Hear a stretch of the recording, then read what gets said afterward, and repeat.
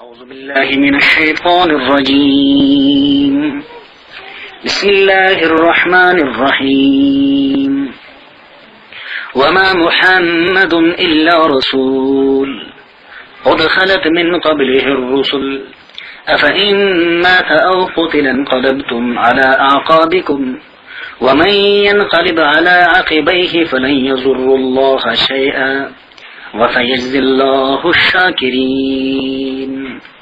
چوتھے پارے سورہ آل عمران کی یہ 15 رکوع ہے اور یہ آیت نمبر 144 سے لے کر آیت نمبر 149 تک کے آیاتوں پر مشتمل ہے۔ ان آیات میں بھی غزوہ احد کے متعلق اللہ تبارک و تعالی کے کچھ ہدایات اور ارشادات ہیں جو کئی وجوہ اور کئی حوالوں سے انتہائی اہمیت کے حاصل ہے۔ یہی وجہ ہے کہ قرآن کریم کی سورہ آل عمران کے 4-5 رکوع تک اللہ تبارک و تعالی نے غزوہ احد میں پیش آنے والے فتح و شکست اور ان دونوں میں جو قدرتی ہدایات پوشیدہ تھی اللہ تبارک و تعالی نے ان کو مسلسل بیان فرمایا ہے۔ غزوہ احد میں حضور نبی کریم صلی اللہ علیہ وسلم زخمی ہوئے، حضور نبی کریم صلی اللہ علیہ وسلم کے 70 جانثار شہید ہوئے اور ان میں حضرت حمزہ رضی اللہ تعالی عنہ بھی تھے، اور اسی طریقے سے کئی مسلمان جو ہے وہ گرفتار بھی ہو گئے، کئی زخمی بھی ہوئے۔ تو اللہ تبارک و تعالی فرماتے ہیں کہ یہ امتحان جو مسلمانوں پہ پڑا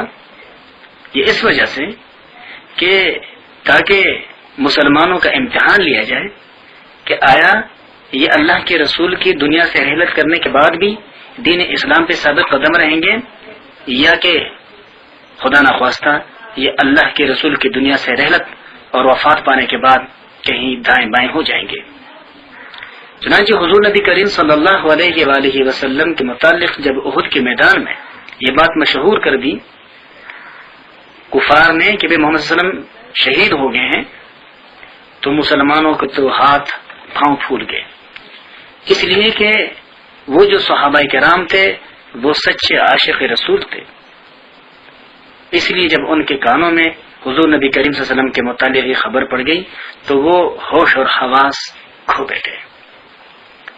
اور وہ حیران ہو گئے۔ تو اللہ تبارک و تعالی نے یہ آیات نازل فرمائی۔ چنانچہ اللہ تبارک و تعالی کا ارشاد ہے وما محمد الا رسول، اور نہیں ہے محمد صلی اللہ علیہ وسلم مگر اللہ کے ایک رسول ہے، اور رسولوں کے متعلق اللہ کا یہ دستور چلا رہا ہے کہ قد خلت من قبلہ الرسل، ان سے پہلے بھی کئی رسول ہو گزرے ہیں، دنیا میں آئے پھر چلے گئے۔ افإن ماتا، پھر کیا اگر وہ وفات پا جائے،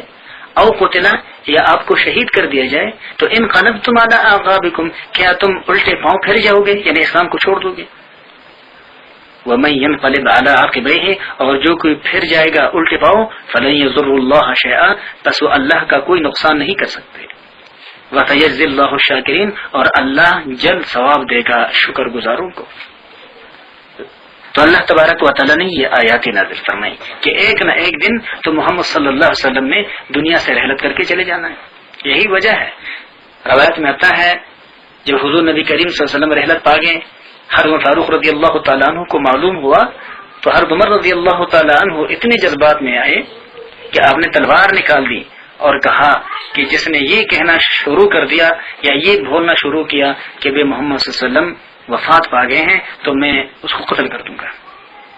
ایک آزمائش تھی، ایک امتحان تھا مسلمانوں کا۔ حضرت صدیق رضی اللہ تعالیٰ عنہ جب تشریف لے آئے اور یہ سارا منظرنامہ دیکھا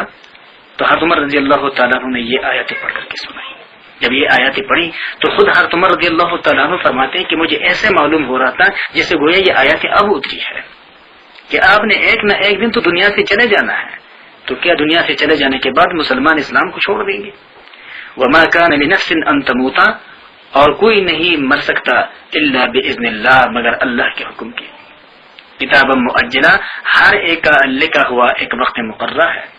ومن يرد ثواب الدنیا، اور جو کوئی چاہے گا دنیا کا بدلہ نؤتیہ منہا، اللہ فرماتا ہے ہم اس کو اس میں سے دیں گے۔ ومن يرد ثواب الآخرۃ، اور جو آخرت کا بدلہ چاہے گا نؤتیہ منہا، ہم اس کو اس میں سے دیں گے۔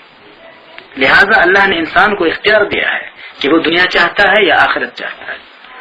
وسنجزی الشاکرین، اور ہم قدردانوں کو جلد ثواب دیں گے۔ وَكَأَيٍّ مِّن نَّبِيٍّ اور بہت نبی ایسے ہو گزرے ہیں قاتل معه ربیون کثیر کہ جن کے ساتھ بہت سارے اللہ والے مل کر کے لڑے ہیں. فما بہنوا پھر وہ ہمت نہ ہارے لما ان کاموں پر اصابہم جو ان کو پہنچے یعنی تکلیفیں فی سبیل اللہ اللہ کے راستے میں. وما ضعفوا اور نہ وہ سست ہوئے وما استکانوا اور نہ وہ دشمنوں سے دبے ہیں. واللہ یحب الصابرین اور اللہ ثابت قدم رہنے والوں کو پسند کرتا ہے ان سے محبت رکھتا ہے. تو مسلمانوں کو اگر تکلیف ملے تو اس کا مطلب یہ نہیں ہے کہ مسلمان دب جائے مسلمان سست ہو جائے یا مسلمان پیچھے ہٹنا شروع کرے. وما کان قولہم اور کچھ نہیں وہ بولے الا ان قالوا مگر یہ کہ انہوں نے کہا ربنا اے ہمارے رب افرغ علینا اغفر لنا ذنوبنا ہمارے لیے ہمارے گناہوں کو بخش دے واسرافنا فی امرنا اور ہم سے جو زیادتیاں ہوئی ہیں ہمارے معاملات میں وہ درگزر فرما دے وثبت اقدامنا اور ہمیں ثابت قدمی عطا فرما دے وانصرنا علی القوم الکافرین اور کفار قوم پر ہماری مدد فرما دے. تو مشکل میں اللہ کے بندے تو اللہ کی طرف متوجہ ہوتے ہیں. فآتاہم اللہ ثواب الدنیا بس ایسوں کو دیا اللہ نے دنیا میں بھی بہترین بدلہ وحسن ثواب الآخرہ اور بہت خوب بدلہ آخرت کا بھی. واللہ یحب المحسنین اللہ نیک کام کرنے والوں کو پسند کرتا ہے. اور یہ نیکی ہے کہ بندہ ہر راحت کے ساتھ ساتھ ہر مشکل میں بھی اللہ کے دین پر ثابت قدم رہے چاہے حالات کیسے بھی ہو. اور جو مشکل میں دب جاتا ہو سست پڑ جاتا ہو پھر جاتا ہو تو وہ اللہ تبارک و تعالیٰ کا اس درجے کا وفادار نہیں ہے کہ جو وفادار اللہ تبارک و تعالیٰ کو مطلوب ہے اور جو تمام دنیا کے لوگوں میں اللہ کے مقصود ہے. اس لیے اللہ تبارک و تعالیٰ ان آیاتوں میں مسلمانوں کو مشکل کی گھڑیوں میں ثابت قدم رہنے کی تاکید فرماتا ہے. اور انسانوں پر جو مشکلات آتے ہیں وہ دو وجوہات سے ہوتے ہیں خاص کر کے مسلمانوں پر. ایک تو اس وجہ سے کہ یہ ان کے گناہوں کا نتیجہ ہوتا ہے اور پھر مسلمان کے اسلام کا تقاضا ہے یا ایک مومن کی ایمان کا تقاضا یہ ہے کہ وہ اس مشکل گھڑی میں اور ان تنگی کے لمحوں میں اللہ سے اپنے گناہوں کا بخشش مانگے کہ اللہ ہم سے گناہ ہو گئے ہیں ہم سے زیادتیاں ہو گئی ہیں گزشتہ زیادتیاں اور گناہ تو معاف کر دے آئندہ ہم نہیں کریں گے. دوسری بات یہ ہے کہ اگر وہ لوگ اس درجے کے ہوں کہ انہوں نے گناہ ہی نہ کی ہو اور وہ پاک اور صاف ہو جیسے صحابہ کرام یا انبیاء کرام اور اس کے باوجود ان پر مشکل لمحات آ جائیں تو یہ مشکلات ان کے درجات کی بلندی کے لیے ہوتے ہیں کہ وہ ان مشکلات میں ثابت قدم رہتے ہیں تاکہ اللہ ان کے درجات کو بلند کرے. اور ان مشکلات کے بدلے جو کہ چند ہفتوں یا چند مہینوں تک یہ گھڑیوں پہ محیط ہو سکتی ہے اللہ اس کے بدلے پوری دنیا میں پھر ان کو نیک نامی عطا فرما لیتا ہے. وآخر دعوانا الحمدللہ رب العالمین. اعوذ باللہ من الشیطان الرجیم بسم اللہ الرحمن الرحیم يا أيها الذين آمنوا إن تطيعوا الذين كفروا يردوكم على أعقابكم فتنقلبوا خاسرين. چوتھے پارے سورہ آل عمران کی آیت نمبر 149 سے لے کر آیت نمبر 156 تک کے آیتوں پر سورہ آل عمران کا یہ 16واں رکوع مشتمل ہے. اس رکوع میں اللہ تبارک و تعالی نے مسلمانوں کو کچھ نصیحتیں فرمائی ہیں. اس رکوع میں بھی غزوہ احد کے متعلق ہی اللہ تبارک و تعالیٰ کی طرف سے کچھ اللہ تبارک و تعالیٰ نے مسلمانوں کو جو نصیحتیں فرمائی ہے ان کا تذکرہ ہے کہ غزوہ احد میں مسلمانوں کی عارضی شکست اور رسول اللہ صلی اللہ علیہ وسلم کی وفات کی افواہ گرم ہونے پر منافقین نے جب جنگ کا پانسا پلٹتے ہوئے دیکھا تو ان کو شرارت کرنے کا اور شر پلانے کا موقع مل گیا. مسلمانوں سے کہنے لگے کہ جب آپ صلی اللہ علیہ وسلم ہی نہ رہے تو ہم اپنا ہی دین کیوں نہ اختیار کر لیں جس کو ہم چھوڑ چکے تھے ان کی وجہ سے جس سے یہ سارے جھگڑے مٹ جائیں گے. اس سے منافقین کے خباثت اور مسلمانوں کا بدخواہ دشمن ہونا ظاہر ہوتا ہے. اس لیے آیات مذکورہ میں اللہ تبارک و تعالیٰ نے مسلمانوں کو ہدایت دی ہے کہ ان دشمنوں کی بات پر کان نہ لگائیں ان کو اپنی کسی مشورے میں شریک نہ کریں نہ ان کی کسی مشورے کا اتباع کریں. چنانچہ اللہ تبارک و تعالیٰ کا ارشاد ہے یا ایھا الذین آمنوا اے وہ لوگ جو ایمان والے ہو ان تطیعوا الذین کفروا اگر تم کہنا مانو گے ان لوگوں کے جو کافر ہے، یردوکم علی اعقابکم، تو وہ پھیر دیں گے تمہیں الٹے پاؤں، فتنقلبوا خاسرین، پھر جا پڑو گے تم نقصان کے اندر، اس لیے کہ وہ تمہیں ایسے مشورے دیں گے اور جو انہوں نے دیے تھے کہ جس سے مسلمان نہیں رہے گا۔ اس لیے اللہ تبارک و تعالیٰ نے تمام مسلمانوں کو، قیامت تک کے مسلمانوں کو مخاطب فرمایا کہ کفار کے مشوروں پر عمل کرنے سے پہلے یہ دیکھ لیا جائے کہ اس میں آپ کا آخرت کا نقصان تو نہیں ہے، اس لیے کہ وہ اپنے مشوروں کے اندر ضرور ایسے مواد رکھتے ہیں کہ جس میں مسلمانوں کے خلاف اور مسلمانوں کے بارے میں نقصان پوشیدہ ہو۔ بل اللہ مولاکم، بلکہ اللہ تمہارا مددگار ہے، لہذا آپس میں مشورہ کرو، وہو خیر الناصرین، اور وہ سب سے بہتر مددگار ہے۔ لہذا آپس میں مسلمان جب مشورہ کریں گے اور پھر اس مشورے کے عمل کو اللہ کے حوالے کریں گے تو پھر اللہ کی مدد شامل رہے گی۔ اللہ کا ارشاد ہے سنلقی، سو ہم ڈال دیں گے، فی قلوب الذین کفروا، ان لوگوں کے دلوں میں رعب کو جو کافر ہے، بما، اس وجہ سے، اشرکوا باللہ، کہ انہوں نے اللہ کا شریک ٹھہرایا، ما لم ینزل بہ سلطانہ، وہ جس پر اللہ نے کوئی دلیل نازل نہیں کی کہ اللہ کا کسی کو شریک ٹھہرایا جائے، ومأواہم النار، اور ان کا ٹھکانہ آگ ہے، وبئس مثوى الظالمین، اور وہ بہت برا ٹھکانہ ہے ظالموں کا۔ وَلَقَدْ صَدَقَكُمُ اللَّهُ وَعْدَهُ، اور اللہ سچا کر چکا تم سے اپنے وعدے کو، اذ تحسونہم بإذنہ، جب تم قتل کرنے لگے ان کو اللہ کے حکم سے، حتی اذا فشلتم، یہاں تک کہ جب تم نے نامردی دکھائی، وتنازعتم فی الامر، اور تم اپنے کام کے معاملے میں اختلافات میں پڑ گئے، وعصیتم من بعد ما اراکم، اور تم نے نافرمانی کی بعد اس کے کہ تم دیکھ چکے ما تحبون، وہ جو تمہیں خوش کرے،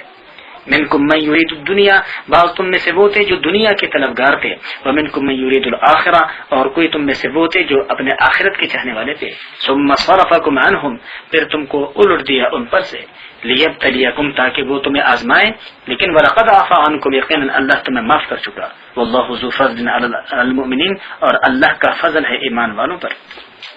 غزوہ احد کے اندر ناکامی کے اسباب کو اللہ تبارک و تعالی نے ان آیاتوں میں بیان فرمایا ہے۔ غزوہ احد میں جسے پہلے رکوعات میں ہو گزرا ہے کہ حضور نبی کریم صلی اللہ علیہ وسلم نے مختلف مورچوں پر کچھ لوگوں کو بٹھایا، اور کچھ لوگ وہ تھے کہ جو جنگ کے اندر عملی طور پہ جنگ میں شریک تھے۔ حضور نبی کریم صلی اللہ علیہ وآلہ وسلم نے ایسے ہی ایک جماعت جو ہے وہ پہاڑی کے دامن میں بٹھایا تاکہ پچھلے طرف سے دشمن کہیں پھیر کر حملہ نہ کرے۔ جب نیچے میدان میں جنگ ہوا اور اللہ نے مسلمانوں کو کامیابی سے امکنار کیا، تو اب مسلمان جو ہے وہ کفار کے چوڑے ہوئے چیزوں، اسلحہ وغیرہ کے جمع کرنے میں لگ گئے۔ اوپر جو لوگ تھے وہ یہ دیکھ رہے تھے، تو انہوں نے اپنے امیر جو کہ حضرت مصعب بن عمیر رضی اللہ تعالیٰ عنہ تھے، ان سے کہا کہ بھئی اب ہمارا یہاں بیٹھنا فضول ہے، اللہ نے ہم مسلمانوں کو کامیابی عطا کی ہے، لہذا نیچے اتر کر کے میدان میں ہمیں اپنے مسلمان بھائیوں کی مدد کرنا چاہیے مال غنیمت کے جمع کرنے میں۔ حضرت مصعب بن عمیر نے اپنے ساتھیوں کو روکا کہ بھئی اللہ کے رسول نے ہمیں یہاں بٹھایا ہے، چاہے کچھ بھی ہو جائے ہم یہاں سے نیچے نہیں اتریں گے۔ لیکن دوسرے لوگوں نے کہا کہ بھئی ہمارے یہاں بیٹھنے کا مقصد ختم ہو چکا، دشمن بھاگ رہا ہے، لہذا ہمیں نیچے اترنا چاہیے۔ لہذا اکثریت وہ تھے کہ جو حضرت مصعب بن عمیر رضی اللہ تعالیٰ عنہ کی بات انہوں نے نہیں مانی اور وہ پہاڑی سے نیچے اتر آئے۔ دوسری طرف مسلمان دشمن کے پیچھے تھے اور وہ بھاگ گئے دور بھاگ کر کے خالد بن ولید رضی اللہ تعالیٰ عنہ جو اب تک مسلمان نہیں ہوئے تھے، انہوں نے جنگ کا طریقہ ہی بدل ڈالا اور وہ پیچھے سے گھوم پھر کر کے مسلمانوں پر پچھلی طرف سے حملہ آور ہو گئے، اور آگے مسلمان جن کفار کے پیچھے لگے ہوئے تھے وہ بھی پیچھے مسلمانوں کی طرف مڑے اور انہوں نے بھی مسلمانوں کے ساتھ جنگ کرنا شروع کی۔ تو اس طرح مسلمان درمیان میں پھنس کر چلے گئے، اور اسی دوران یہ میں اللہ کے رسول زخمی بھی ہوئے اور حضرت حمزہ رضی اللہ تعالیٰ عنہ اور دیگر 70 صحابہ کرام جو تھے وہ شہید ہوئے۔ تو اللہ تبارک و تعالیٰ فرماتے ہیں کہ تم مسلمانوں میں سے بعض وہ تھے کہ جنہوں نے جب اپنے پسندیدہ چیز یعنی دنیا کے فائدے کی چیزوں کو دیکھا، مال اور متاع کو، تو پھر وہ ان کی طرف متوجہ ہوئے۔ اب یہ ایک لغزش تھی جو مسلمانوں سے جو نیچے اتر آئے تھے ان سے سرزد ہوئی تھی، لیکن اس لغزش کو گناہ گردانتے پھرنا اور اس کو موضوع بنا کر کے تقریر کرتے رہنا یہ ہرگز اللہ کا منشا نہیں ہے اور نہ یہ اللہ چاہتا ہے. اس لیے اللہ نے اس آیت میں فرمایا ہے کہ یہ تمہارے لیے ایک آزمائش تھی. وَلَقَدْ عَفَا عَنْكُمْ، اور اس آزمائش گھڑیوں میں تم سے جو کمزوریاں سرزد ہوئی وہ اللہ نے معاف کر دی. اور جب اللہ نے معاف کر دی تو اب اس پر بحث کرنا یقینی طور پہ کسی طرح سے اور کسی حوالے سے مناسب نہیں ہے کہ ان کو بنیاد بنا کر صحابہ کرام کے ایمان اور ان کے اخلاص میں نقص تلاش کیا جائے. اللہ تبارک و تعالیٰ اس جنگ کے میدان کے سارے تصویر کشی فرماتا ہے کہ اذ تصعدون، جب تم چھڑے چلے جا رہے تھے، ولا تلوون علی احد، اور پیچھے پھیر کر تم نہیں دیکھتے تھے کسی کو، والرسول یدعوکم فی اخراکم، اور رسول تمہیں پیچھے کی طرف سے بلا رہا تھا. کہ جب مسلمان میدان احد سے بکھر گئے اور وہ جس طرف بھی ان کا رخ تھا بس اس طرف بھاگے چلے جا رہے تھے، اللہ کے رسول پیچھے سے ان کو آواز دے رہا تھا. لیکن مسلمان جو تھے وہ چونکہ انتہائی پریشانی اور پشمانی کے عالم میں تھے، لہذا وہ پیچھے مڑ کر کی نہیں دیکھ رہے تھے. اللہ فرماتا ہے فَأَصَابَكُمْ غَمًّا بِغَمٍّ، پھر پہنچا تم کو غم کے بدلے میں غم، کہ گویا تم نے شروع میں غم پہنچایا. اللہ کے رسول نے حکم دیا تھا بھئی یہاں سے نیچے نہیں اترنا، تم اتر گئے. یہ اللہ کے رسول کی بے حکمی، یہ اللہ کے رسول کے لیے باعث غم تھا. اور اس کے نتیجے میں پھر جو تمہیں غم پہنچا وہ یہ تھا کہ مسلمان کامیاب ہونے کے باوجود ناکامی سے امکنار ہو گئے. لِكَيْ لَا تَحْزَنُوا عَلَىٰ مَا فَاتَكُمْ، تاکہ تم غم نہ کرو اس چیز پر جو تمہارے ہاتھ سے نکل جائے. وَلَا مَا أَصَابَكُمْ، اور نہ اس پر بہت زیادہ خوشیاں منایا کرو جو تمہیں مل جائے. واللہ خبیر بما تعملون، اور اللہ باخبر ہے تمہارے کاموں سے. ثم انزل علیکم من بعد الغم امنۃ، پھر تم پر اتارا ہم نے اس تنگی کے بعد امن، نعاسن، اونگ، یا طائفۃ منکم، کہ جس نے تم میں سے ایک بڑی جماعت کو اپنے گرفت میں لیا. وطائفۃ قد اہمتہم انفسہم، اور ایک وہ گروہ مسلمانوں کا کہ جن کو اپنے نفسوں کی پڑی ہوئی تھی، اور یظنون باللہ غیر الحق، وہ اللہ کے بارے میں نامناسب خیال رکھ رہے تھے. ظن الجاہلیہ، جیسے جاہلوں کا خیال کہ بھئی ہم مسلمان ہیں، ہم ہی اگر اللہ کے وفادار اور اللہ کے مخلص ہیں تو پھر ہم پہ یہ پریشانیاں کیوں. یہ ایک ایسے خیالات تھے کہ جو اللہ کے معاملے میں بندوں کو نہیں رکھنے چاہیے تھے. یقولون، وہ کہتے تھے، حل لنا من الامر من شیء، کیا ہمارے بھی کچھ ہاتھ میں ہے؟ قل کہہ دیجئے ان الامر کلہ للہ، بے شک تمام تر اختیارات تو اللہ ہی کے ہاتھ میں ہے. یخفون فی انفسہم ما لا یبدون لک، وہ آپ سے چھپاتے تھے ان باتوں کو جس کو وہ ظاہر نہیں کر رہے تھے. یقولون، وہ کہتے تھے، لو کان لنا من الامر شیء، اگر ہمارے اختیار میں ہوتا کچھ، ما قتلنا ہونا، تو ہم یہاں نہ مارے جاتے. اسی لیے کہ شروع میں کچھ لوگوں نے مشورہ دیا تھا کہ بھی ہم جنگ اندر رہ کر کے لڑیں گے. اس لیے ایسے بعض لوگوں کے دلوں میں خیال ہوا کہ اگر ہماری بات مانی جاتی تو ہم یہاں نہ مارے جاتے. قل کہہ دیجئے لو کنتم فی بیوتکم، اگر تم لوگ ہوتے اپنے گھروں میں بھی، لبرز الذین کتب علیہم القتل، البتہ باہر نکلتے وہ جن کے بارے میں اللہ نے قتل ہونا، مارا جانا لکھ دیا ہے، الی مضاجعہم، اپنے پڑاؤ پر.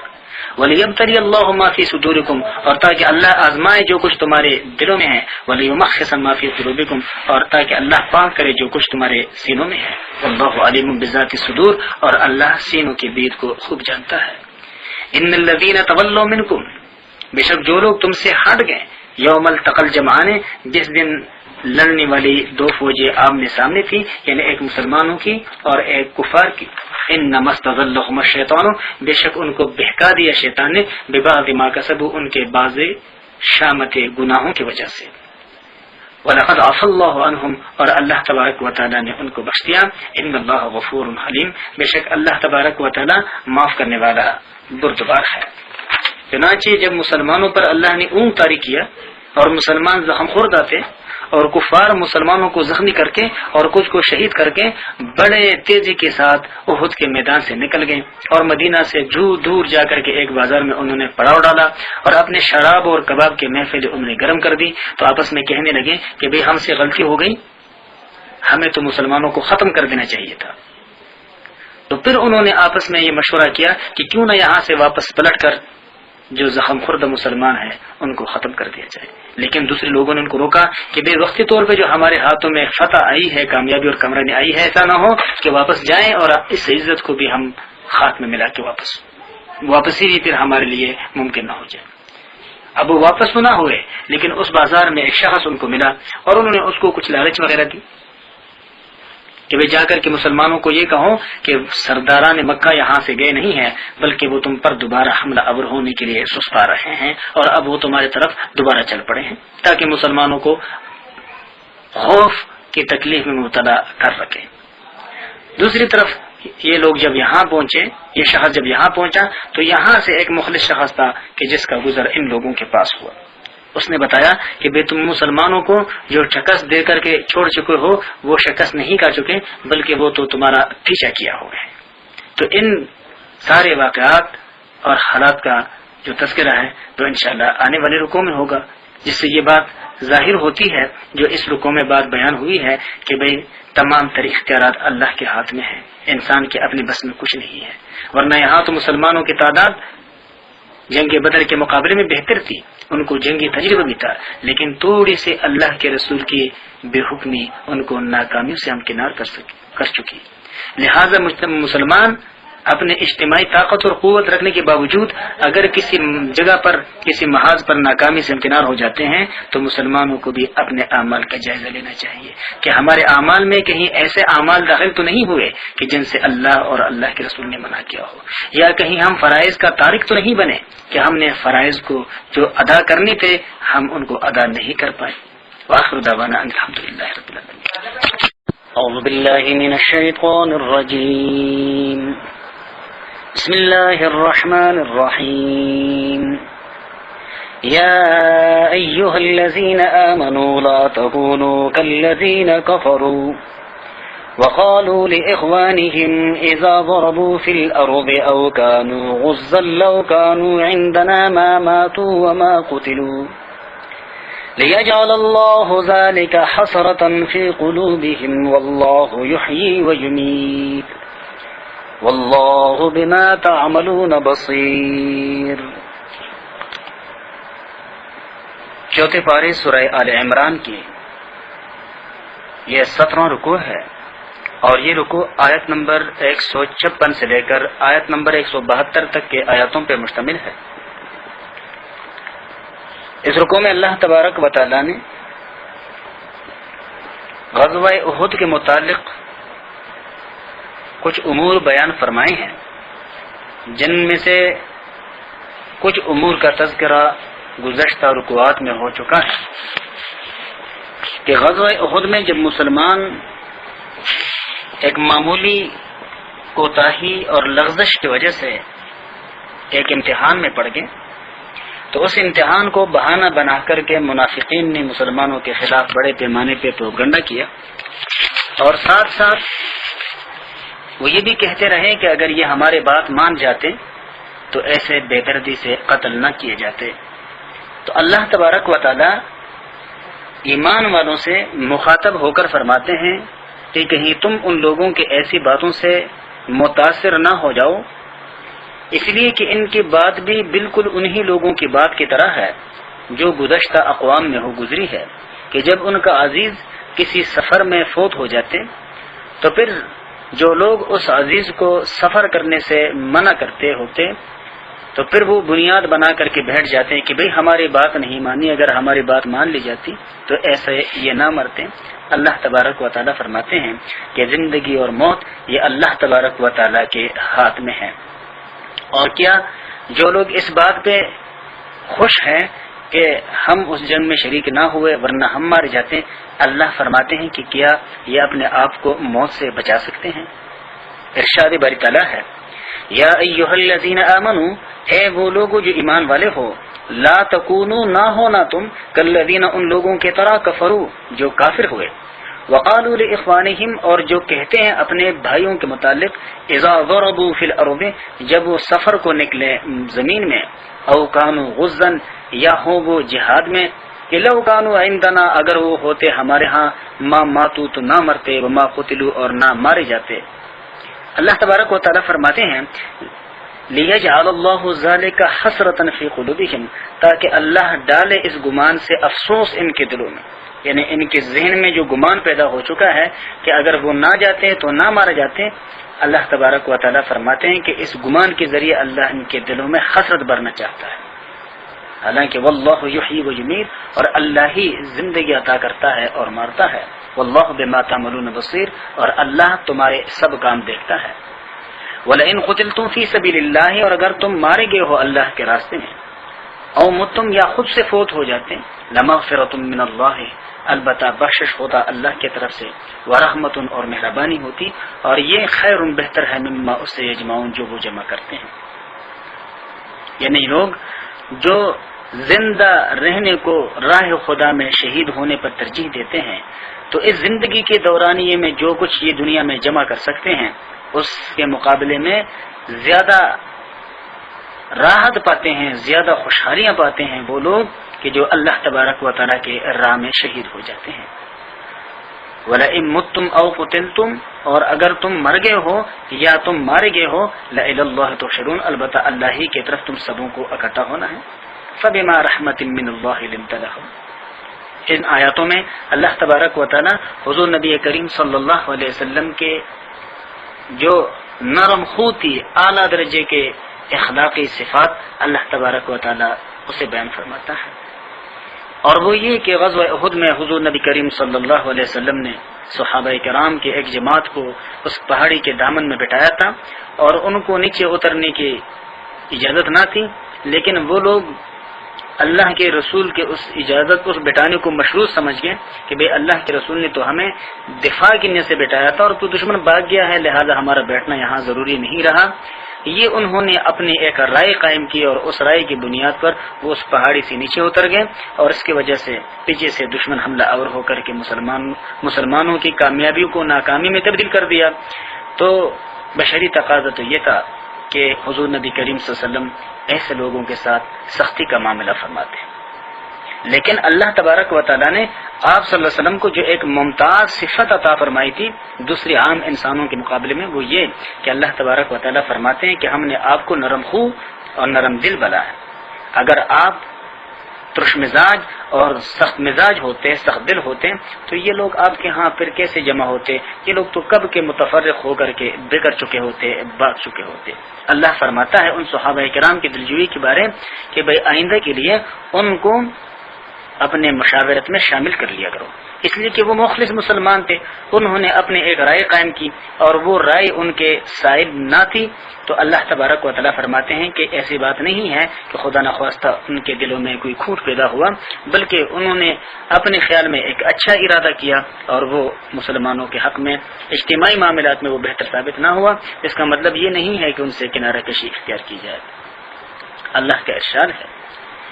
فَبِمَا رَحْمَةٍ مِّنَ اللَّهِ، سو کچھ اللہ ہی کے رحمت سے، لِنْتَ لَهُمْ، تو نرم دل مل گیا ان کو، وَلَوْ كُنْتَ فَظًّا، اور اگر ہوتے آپ تنخو غلیظ القلب، سخت دل، لَانْفَضُّوا مِنْ حَوْلِكَ، تو یہ لوگ بھاگ جاتے آپ کے آس پاس سے۔ فَاعْفُ عَنْهُمْ، سو ان کو معاف کر دیں، وَاسْتَغْفِرْ لَهُمْ، اور ان کے لیے بخشش مانگیے، وَشَاوِرْهُمْ فِي الْأَمْرِ، اور آئندہ ان کو اپنے مشوروں میں شامل کر لیا کریں۔ گزشتہ رکوع میں گزرا ہے کہ جو منافقین ہیں آئندہ کے لیے ان سے مشورہ نہ کریں، اس لیے کہ ان کے مشاورت نقصان سے خالی نہیں، اور یہ چونکہ مخلص لوگ ہیں، صاف دل اور نیک نیت لوگ ہیں، لہذا کوتاہی انسانوں ہی سے ہوتی ہے۔ اور پھر اللہ تبارک و تعالیٰ نے گزشتہ رکوعات میں فرمایا کہ اللہ نے ان کو معاف فرما دیا۔ فَإِذَا عَزَمْتَ، پس جب آپ کسی کام کا پختہ ارادہ کر چکے، فَتَوَكَّلْ عَلَى اللَّهِ، پھر اللہ تبارک و تعالیٰ پر بھروسہ کیجیے۔ اِنَّ اللَّهَ يُحِبُّ الْمُتَوَكِّلِينَ، بے شک اللہ توکل کرنے والوں کو پسند کرتا ہے۔ إِن يَنْصُرْكُمُ اللَّهُ، اگر اللہ تمہارا مدد کرے گا، فَلَا غَالِبَ لَكُمْ، تو کوئی تم پر غالب نہ ہو سکے گا۔ وَإِن يَخْذُلْكُمْ، اور اگر وہ تمہارا مدد نہ کریں، فَمَنْ ذَا الَّذِي، پس کون ہے وہ، يَنْصُرُكُمْ مِنْ بَعْدِهِ، جو اللہ کے بعد تمہارا مدد کر سکے۔ وَعَلَى اللَّهِ فَلْيَتَوَكَّلِ الْمُؤْمِنُونَ، اور چاہیے کہ ایمان والے اللہ ہی پہ توکل کر لیا کریں۔ توکل اصل میں اللہ تبارک و تعالیٰ کے ذات پر مکمل اعتماد کا نام ہے۔ توکل اس بات کا نام نہیں ہے کہ بندہ اسباب کو اختیار نہ کرے اور یہ سوچ لے کہ میرے طرف سے یہ کام اللہ کرے گا۔ اللہ تبارک و تعالیٰ نے جتنے اسباب دنیا میں پیدا فرمائے ہیں، حتی الامکان ان تمام اسباب کو اختیار کر کے، لیکن اعتماد ان اسباب پہ نہیں، مسبب الاسباب یعنی ان اسباب کے پیدا کرنے والے ذات پہ کرنا چاہیے، کہ وہ اللہ تبارک و تعالی مسلمانوں کو ہمت دیں اور مسلمانوں کے دلوں میں یہ اطمینان پیدا کریں کہ وہ ان کو کامیابیوں سے امکنار کر دیں۔ وما کان لنبی، اور نہیں ہے کسی بھی نبی کا یہ کام، ان یغل، یہ کہ وہ کوئی خیانت کرے۔ یہ جو آیات ہے یہ جنگ بدر کے مال غنیمت کے متعلق نازل ہوئی۔ جنگ بدر میں مسلمانوں کو جو مال غنیمت ملا، اس مال غنیمت کو جمع کرنے کے بعد جب دیکھا گیا تو اس میں ایک چادر کہیں کم تھی، تو کچھ لوگ جو منافقین تھے اور پھر ان کی باتوں میں کچھ کمزور ایمان والے بھی آئے، انہوں نے کہا کہ شاید یہ چادر جو ہے وہ اللہ کے رسول نے اپنے لیے رکھی ہو۔ تو اللہ تبارک و تعالیٰ فرماتے ہیں کہ کسی نبی کا یہ کام نہیں ہے کہ وہ کسی چیز کو چھپا لے۔ وَمَن يَغْلُلْ يَأْتِ بِمَا غَلَّ يَوْمَ الْقِيَامَةِ، اور جو کوئی کچھ چھپائے گا تو وہ اس کو لائے گا قیامت کے دن۔ ثُمَّ تُوَفَّى كُلُّ نَفْسٍ مَا كَسَبَتْ، پھر پورا دیا جائے گا ہر نفس کو جو کچھ اس نے کمایا، وَهُمْ لَا يُظْلَمُونَ، اور ان کے ساتھ کوئی ظلم نہ ہوگا۔ أَفَمَنِ اتَّبَعَ رِضْوَانَ اللَّهِ، کیا ایک وہ شخص جو تابع ہے اللہ کی مرضی کا، کمن کیا وہ ہو سکتا ہے، باء بسخط من اللہ، اس کے طرح کہ جو کما لایا اللہ کے غصے کو، ومأواہ جہنم، اور جس کا ٹھکانہ آگ ہو، وبئس المصیر، اور وہ بہت بری جگہ ہے پہنچ جانے کی۔ ہم درجات عند اللہ، لوگوں کے مختلف درجے ہیں اللہ کے ہاں، واللہ بصیر بما یعملون، اور اللہ دیکھتا ہے جو کچھ وہ کرتے ہیں۔ لقد من اللہ علی المؤمنین اذ بعث فیہم رسولا من انفسہم، کچھ لوگوں نے جو اس چادر کے متعلق حضور نبی کریم صلی اللہ علیہ وسلم کے بارے گمان کیا، تو اللہ تبارک و تعالیٰ فرماتے ہیں کہ اللہ کے رسول کا ان کے اندر مبعوث کرنا اور اللہ کے رسول کا ان کے اندر ہونا، یہ تو اللہ کا ان کے اوپر احسان ہے۔ لہذا اس احسان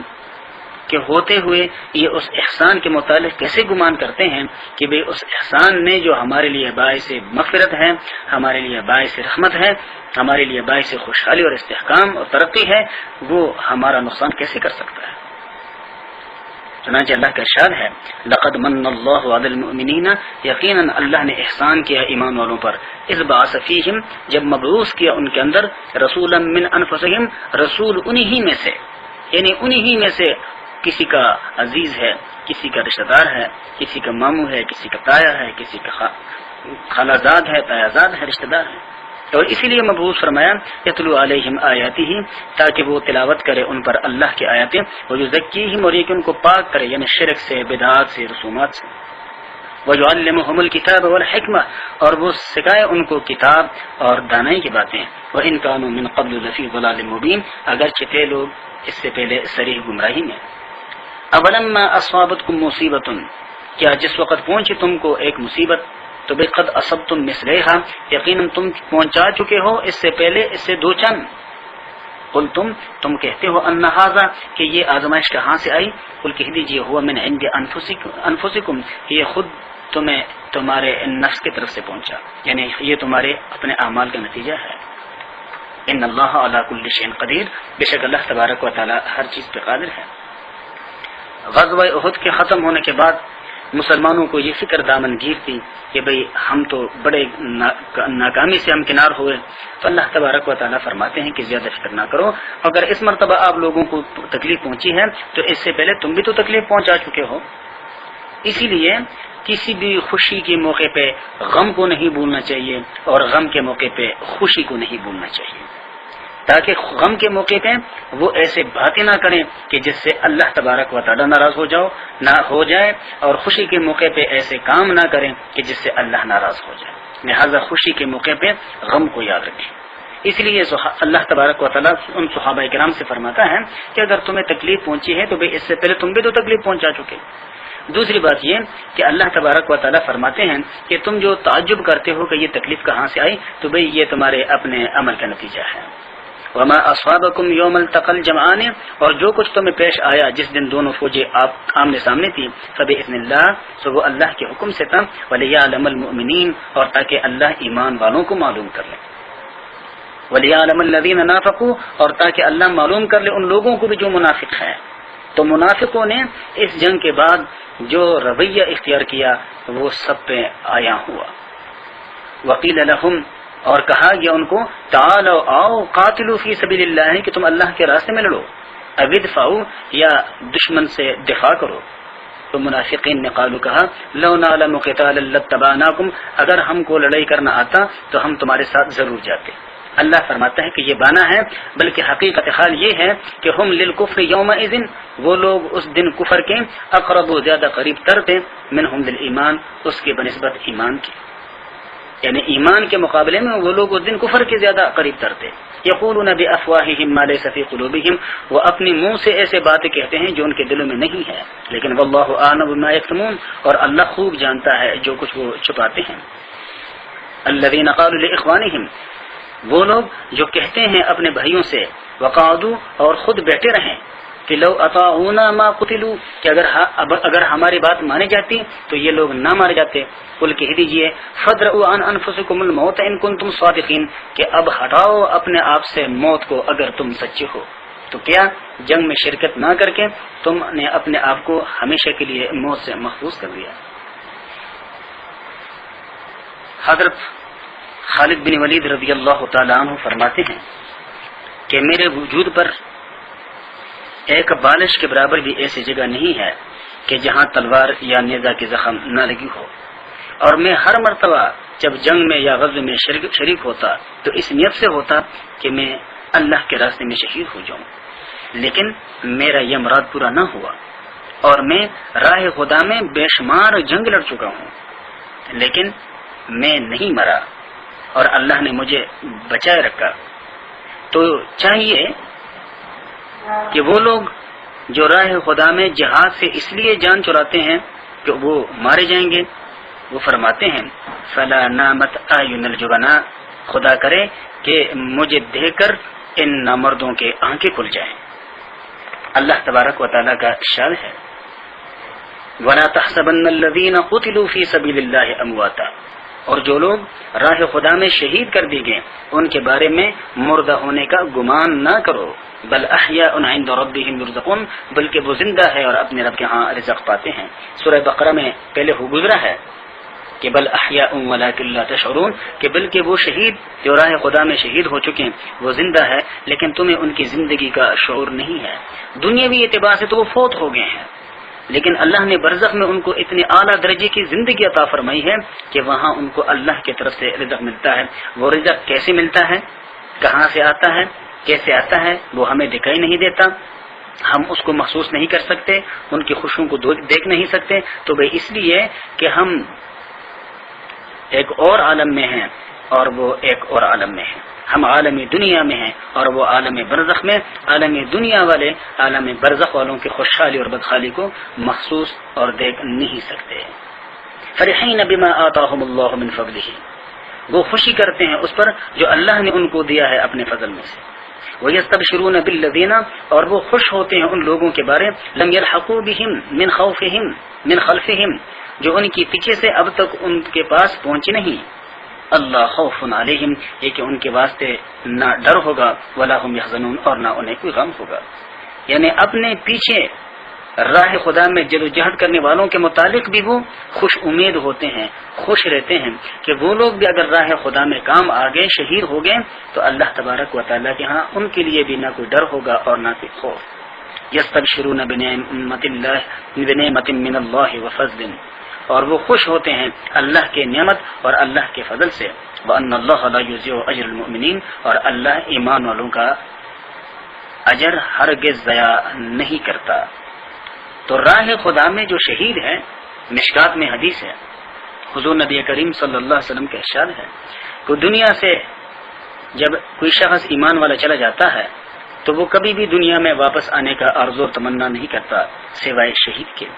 کہ اللہ جب پچھلے پیر ان سے پوچھتا ہے کہ بھئی تمہارے کوئی خواہش ہے کہ جسے پورا کر دیا جائے. اور یہ سبز پرندوں کے صورتوں میں دن کے وقت جنت میں پھرتے ہیں، رات اللہ کے عرش کے نیچے آ کر کے گزارتے ہیں. تو اللہ ان سے ایک مرتبہ پوچھتا ہے، دوسری مرتبہ پوچھتا ہے، تو یہ کہتے ہیں کہ اللہ دن کو جنت میں پھرتے ہیں، رات کو تیرے رحمتوں والے عرش کے نیچے آ جاتے ہیں، بھلا ہمیں کسی چیز کی کیا ضرورت ہو سکتی ہے. تیسری مرتبہ اللہ پھر پوچھتا ہے. تو یہ عرض کرتے ہیں کہ پروردگار اگر ہمیں دنیا میں بھیج دیا جائے تاکہ ہم پھر راہ خدا میں جد و جہد کرتے ہوئے اور جہاد کرتے ہوئے شہید ہو جائیں، تو اللہ تبارک و تعالیٰ فرماتے ہیں کہ تمہاری یہ آرزو اور تمنا پوری نہیں کی جائے گی، اس لیے کہ جس کو دنیا سے ایک مرتبہ اٹھایا جاتا ہے پھر پہلے قیامت سے پہلے اس کو دنیا میں دوبارہ نہیں بھیجا جاتا۔ اور یہ اس لیے تمنا کریں گے، محدثین فرماتے ہیں کہ راہ خدا میں شہید ہوتے وقت جو ان کو راحت ملی تھی وہ راحت انمول ہوگی، وہ اس راحت کو چاہ رہے ہوں گے۔ لیکن ظاہر بات ہے کہ اللہ کا دستور یہی ہے کہ جس کو وہ دنیا سے ایک مرتبہ اٹھا لیتا ہے پھر اس کو دنیا میں دوبارہ نہیں بھیجا کرتا۔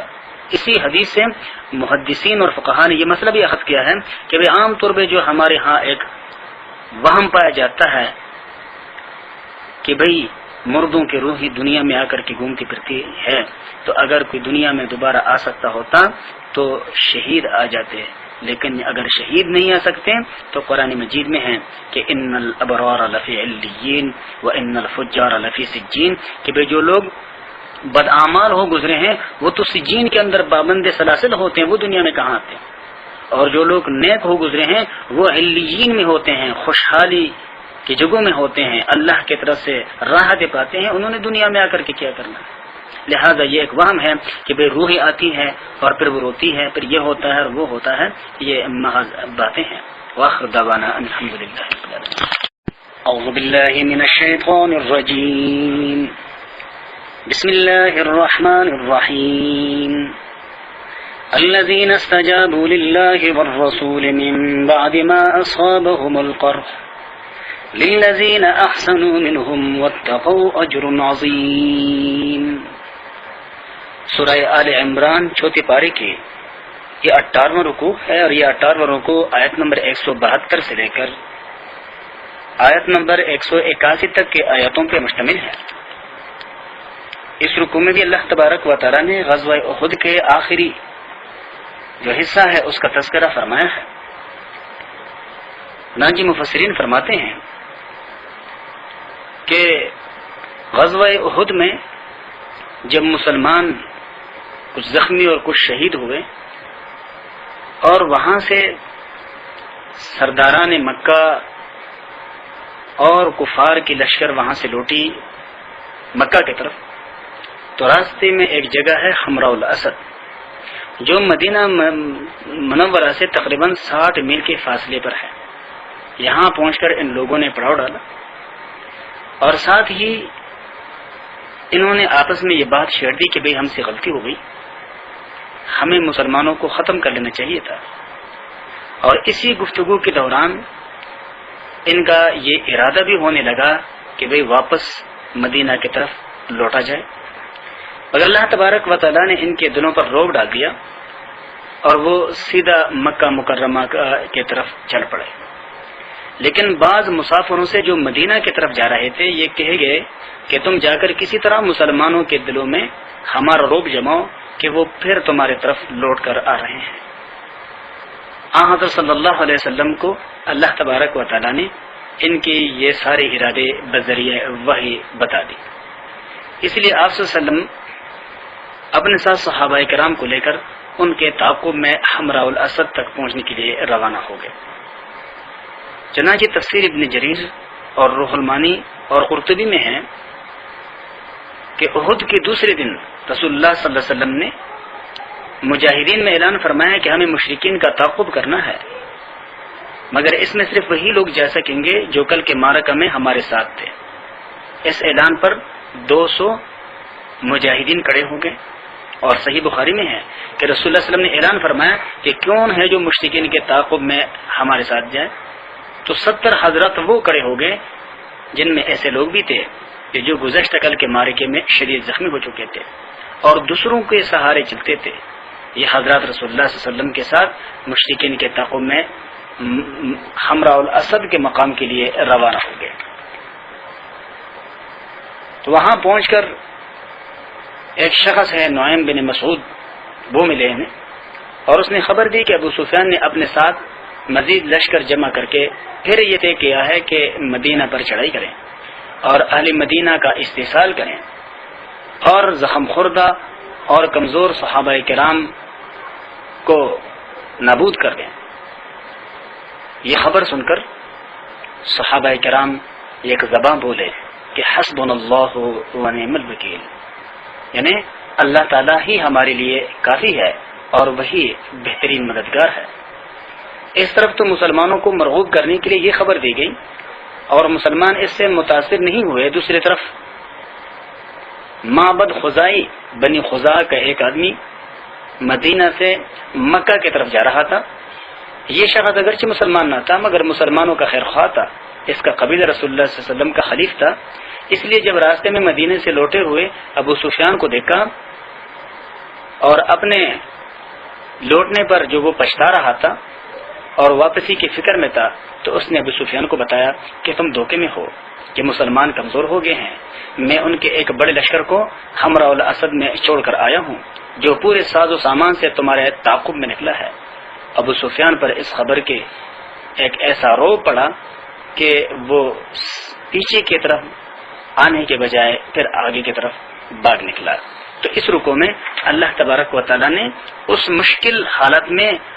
ان زخمی صحابہ کرام کے فرمانبرداری کی تعریف فرمائی ہے اور ان کو بطور نمونہ کے بیان فرمایا ہے بعد کے مسلمانوں کے لیے، کہ مسلمان چاہے وہ کتنی ہی مشکل میں کیوں نہ ہو لیکن وہ ہمیشہ اللہ اور اللہ کے رسول کا تابع دار اور فرمانبردار رہتا ہے۔ چنانچہ اللہ کا ارشاد ہے الذین استجابوا للہ والرسول، جن لوگوں نے حکم مانا اللہ کا اور اس کے رسول کا، من بعد ما اصابهم القرح، بعد اس کے کہ ان کو زخم پہنچ چکے تھے، للذین احسنوا منہم، جو لوگ ان میں نیک ہیں، واتقوا، اور جنہوں نے تقوی اختیار کی، اجر عظیم، ان کے لیے بہت بڑا اجر ہے۔ الذین، وہ لوگ، قال لهم الناس، جن سے لوگوں نے کہا کہ ان الناس قد جمعوا لكم، کہ آدمی نے پھر تمہارے خلاف ساز و سامان جمع کیا ہے، فخشوہم، سن سے ڈرو، تو فزادہم ایمانا، وہ ڈرنے کے بجائے ان کا ایمان اور زیادہ ہوا، وقالوا، اور انہوں نے کہا حسبنا اللہ ونعم الوکیل، کہ ہمارے لیے اللہ ہی کافی ہے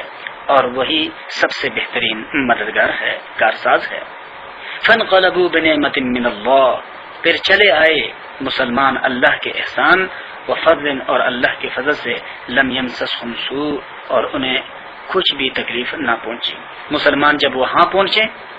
تو مفسرین فرماتے ہیں کہ کفار وہاں سے بھاگ چکے تھے اور اتفاقاً مسلمانوں نے وہاں سے کچھ خریداریاں کی، اور وہ خریداریاں جب واپس مدینہ لے کے آئے، یہاں پہ اپنے ان خریدی ہوئی چیزوں کو بیچا، تو اللہ تبارک و تعالیٰ نے ان کو بڑے پیمانے پہ اس تجارت میں نفع عطا فرمایا۔ تو اللہ فرماتے ہیں کہ مسلمان تو اللہ کے فضل کے ساتھ لوٹ کے آئے، رزق حلال وافر مقدار میں لے کے آئے، اور ان کو کچھ تکلیف بھی نہ پہنچی، اس لیے کہ واتبعوا رضوان اللہ، انہوں نے اللہ کے مرضی کے پیروی کی۔ واللہ ذو فضل عظیم، اور اللہ بڑے فضل والے ہیں۔ انما ذالکم الشیطان، بے شک یہ شیطان ہے، یخوف اولیاءہ، کہ ڈراتا ہے اپنے دوستوں سے، فلا تخافوہم، سو اے مسلمانوں تم ان سے نہ ڈرو، وخافونی، اور مجھ سے ڈرو، ان کنتم مؤمنین، اگر تم ایمان رکھتے ہو۔ ولا يحزنک الذین، اور آپ کو غمزدہ نہ کریں وہ لوگ، یسارعون فی الکفر، جو کفر کی طرف بڑھتے چلے جا رہے ہیں، انہم لن یضروا اللہ شیئا، بے شک وہ اللہ کا کچھ نہیں بگاڑ سکتے۔ یرید اللہ، اللہ چاہتا ہے، اللہ یجعل لهم حظا فی الآخرہ، یہ کہ ان کو کوئی فائدہ آخرت میں نہ پہنچے، ولہم عذاب عظیم، اور ان کے لیے بہت بڑا عذاب ہے۔ حضور نبی کریم صلی اللہ علیہ وسلم جب دیکھتے کہ لوگ کثرت کے ساتھ کفر کی طرف بڑھتے چلے جا رہے ہیں خوشی خوشی، اس پر اللہ کے رسول بہت زیادہ دل گرفتہ ہوتے، پریشان ہوتے، تو اللہ فرماتے ہیں کہ آپ ان کے اس عمل پر دل گرفتی اختیار نہ فرمائیں، وہ اپنے ارادوں سے کفر کی طرف بڑھتے چلے جا رہے ہیں، اور اللہ ان کے لیے کفر کا دروازہ کھولتا چلا جا رہا ہے تاکہ یہ پوری طریقے سے گناہوں اور نافرمانیوں میں لت پت ہو کر اپنے آخرت کے لیے کوئی جگہ باقی نہ رکھیں۔ ان الذین اشتروا الکفر بالایمان، بے شک وہ لوگ جنہوں نے کفر کو لیا ایمان کے بدلے، لن یضروا اللہ شیئا، وہ اللہ کا کچھ بھی نقصان نہیں کر سکتے، ولہم عذاب علیم، اور ان کے لیے دردناک عذاب ہے۔ ولا يحسبن الذين كفروا، اور خیال نہ کریں وہ لوگ جو کافر ہے انما نملی لہم، یہ کہ ہم نے جو ڈھیل دی رکھی ہے ان کو، خیر لانفسہم، یہ ان کے حق میں بہتر ہے، انما نملی لہم، بے شک ہم نے مہلت دی ان کو، لیزدادوا اثما، تاکہ یہ ترقی کرتے جائیں گناہوں میں، ولہم عذاب مہین، اور ان کے لیے رسوا کرنے والا عذاب ہے۔ تو آج کے کفار یا کسی بھی زمانے کے کفار باوجود کفر کے اگر خوشحال ہے وہ، تو ان کو یہ نہیں سمجھنا چاہیے کہ ہمارا یہ طرز عمل اللہ کو پسند ہے، اس وجہ سے ہمیں اللہ نے یہ خوشحالی عطا فرمائی۔ اللہ کو جو طرز عمل اور طرز زندگی پسند ہے سو وہ اللہ نے قرآن میں بتا دیا، لیکن اس کے برخلاف زندگی گزارنے والے اگر خوشحال ہیں تو یہ ان کے لیے مقام فکر ہے کہ وہ اپنے لیے گناہوں کا وبال زیادہ سے زیادہ جمع کر رہے ہیں۔ ما کان اللہ لیذر المؤمنین علی ما انتم علیہ،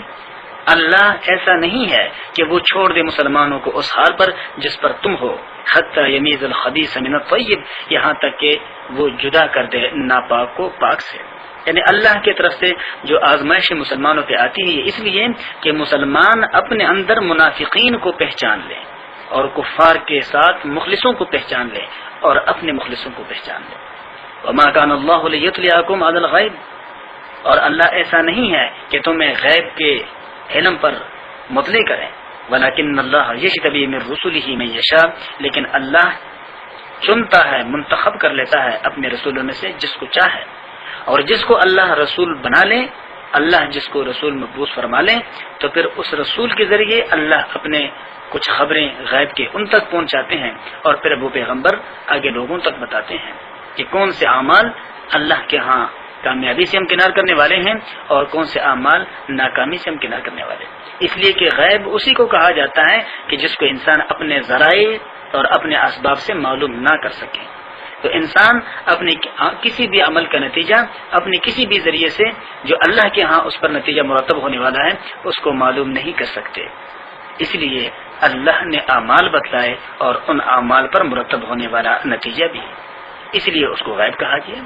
فآمنوا باللہ ورسولہ، سو تم یقین رکھو اللہ پر، اس کے رسول پر، وإن تؤمنوا وتتقوا، اور اگر تم یقین رکھو گے اور پرہیزگاری اختیار کرو گے تو فلکم اجر عظیم، تمہارے لیے بہت بڑا اجر ہے۔ ولا يحسبن الذين يبخلون بما آتاهم الله من فضله، اور خیال نہ کرے وہ لوگ جو بخل کرتے ہیں اس پر جو اللہ نے ان کو دے رکھا ہے اپنے فضل میں سے، وہ خیر اللہم، یہ کہ یہ ان کے حق میں بہتر ہے، یعنی جس کو اللہ نے مال وسعت عطا فرمائی ہے لیکن وہ مال وسعت پانے کے باوجود راہ خدا میں خرچ کرنے پہ تیار نہیں ہے اور اس کو وہ اپنا فائدہ، اپنا بچت اور اپنا نفع سمجھتا ہے، اللہ فرماتا ہے کہ وہ یہ خیال نہ کرے کہ یہ اس کے حق میں بہتر ہے، بل هو شر لهم، بلکہ یہ ان کے حق میں ناپسند ہے۔ سیطوقون ما بخلوا به یوم القیامہ، توق بنا کر ڈالا جائے گا ان کے گلوں میں وہ مال جس میں وہ بخل کیا کرتا تھا قیامت کے دن۔ وَلِلَّهِ مِيرَاثُ السَّمَاوَاتِ وَالْأَرْضِ، اور اللہ ہی وارث ہے اس کا جو کچھ ہے آسمانوں میں اور زمین میں، وَاللَّهُ بِمَا تَعْمَلُونَ خَبِيرٌ، اور اللہ خوب جانتا ہے جو کچھ تم عمل کرتے ہو۔ حضور نبی کریم صلی اللہ علیہ وسلم کے احادیث میں آتا ہے کہ جو شخص دنیا میں مال پہ مال جمع کرتا رہا اور اس نے جو فریضہ ہے، اللہ کا حق ہے، وہ بھی بخل کی وجہ سے اس نے ادا نہ کیا کہ مال کم پڑ جائے گا، تو یہ مال قیامت کے دن ایک اژدہی کی صورت میں، ایک بڑے سانپ کی صورت میں ہوگا، اور یہ بخیل شخص دوڑ رہا ہوگا آگے اور یہ سانپ اس کے پیچھے پیچھے یہ کہتا ہوا دوڑ رہا ہوگا کہ انا مالو کا، انا کنزو کا، این تفر منہ، کہ میں تیرا خزانہ ہوں، میں تیرا مال ہوں، اب تو مجھ سے کہاں بھاگ رہا ہے؟ دنیا میں تو مجھے گن گن کر اپنے سینے کے ساتھ، اپنے دل کے ساتھ چمٹائے رکھتا تھا اور اب تو مجھ سے بھاگتا ہے۔ چنانچہ یہ شخص بھاگتا بھاگتا دوڑتا دوڑتا تھک گر جائے گا اور یہ سانپ اس پر پہنچ جائے گا اور اس کی پوری وجود سے لپیٹ کر اس کے گلے میں پہنچ جائے گا اور اس کے چہرے پر ڈنگ مارے گا، یہ کہتا ہوا کہ انا مالو کا، انا کنزو کا۔ اللہ تبارک و تعالی ہر مسلمان کو اللہ کی دی ہوئی مال میں سے راہ خدا میں نیک نیتی اور اخلاص کے ساتھ خرچ کرنے کی توفیق نصیب فرمائے۔ وآخر دعوانا الحمدللہ رب العالمین۔